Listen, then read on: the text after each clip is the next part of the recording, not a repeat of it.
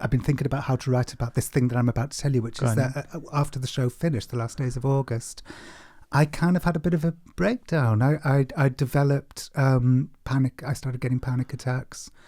I was diagnosed with something called adjustment disorder, which I wish had a more exciting sounding name. Like, if you're going to get a disorder, you don't want it sounds like...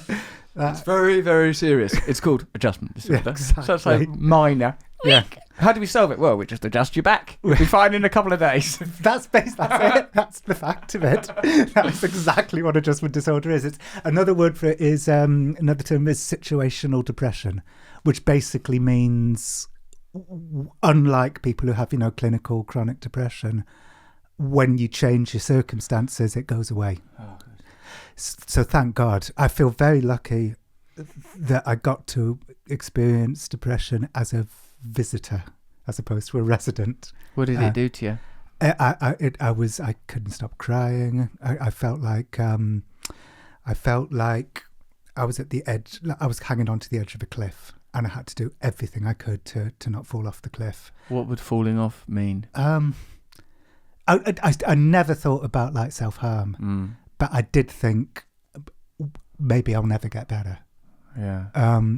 So I did everything that I'm supposed to do. Like I didn't read. This was just after the last days of August. It was about to come out. It coincided with the release of the last days of August. So I didn't read any of the reviews. I stayed offline. I didn't do anything that would cause me stress. I didn't work.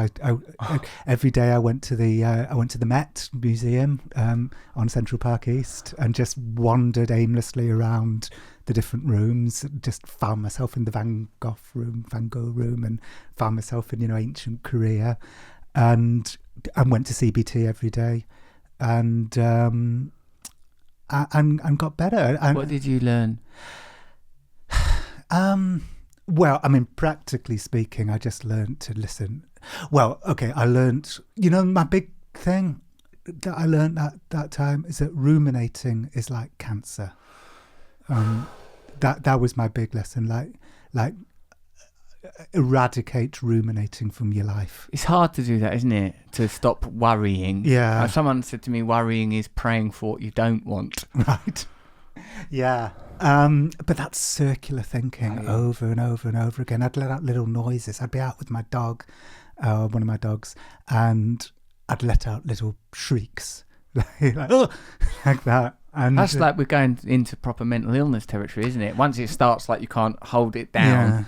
Yeah. But so thank God it was a disorder that's very easy to get rid of. John, help me with this, because I get the idea that you're sort of basically, secular and atheist sort of person. The rubric through which I have found myself receiving and dealing with the complexity and simplicity of my own reality is a spiritual one, and I know that if you were to approach it sort of neurologically or psychologically, they would talk of some imbalance, or the fact that it was situational just means that you were obviously in circumstances that were unsustainable for you or whatever. But for me, like when I've had sort of comparable episodes where I felt like the thing I've lent into is somewhat spiritual, but also literary, in that Dante talks about there is a point in your life in your middle years where some shit's gonna go down. I'm paraphrasing. So and when that happened to me, like sort of a few years ago, I felt like a kind of death was happening. I remember speaking to someone that I get advice from and saying, I don't want to live where I live anymore. I don't want to do what I do for a living anymore. I don't want to hang out with the people that I hang out with anymore. I could walk away from all of it, like Reggie Perry and fold the clothes up on a beach and disappear style. And he went, this is like, he was able, thank God, to say, this is normal for you to feel this. In fact, if you didn't feel this, you'd be in trouble. And you kind of did make those changes, right? Yeah.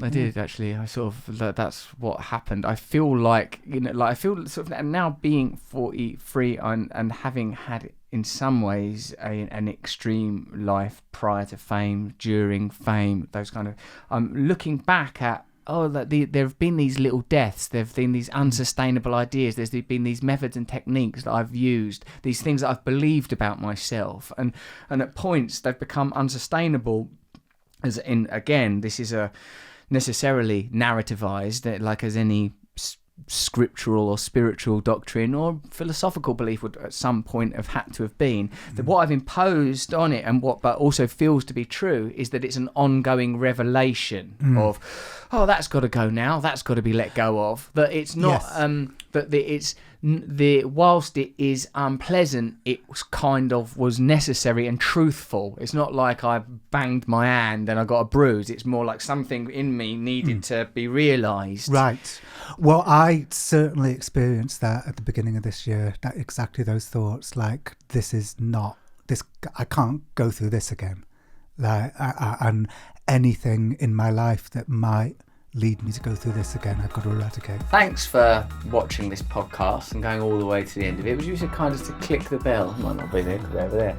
And subscribing, so that we can infiltrate your serenity and peace of mind with jangling bells and buzzes. Thank you.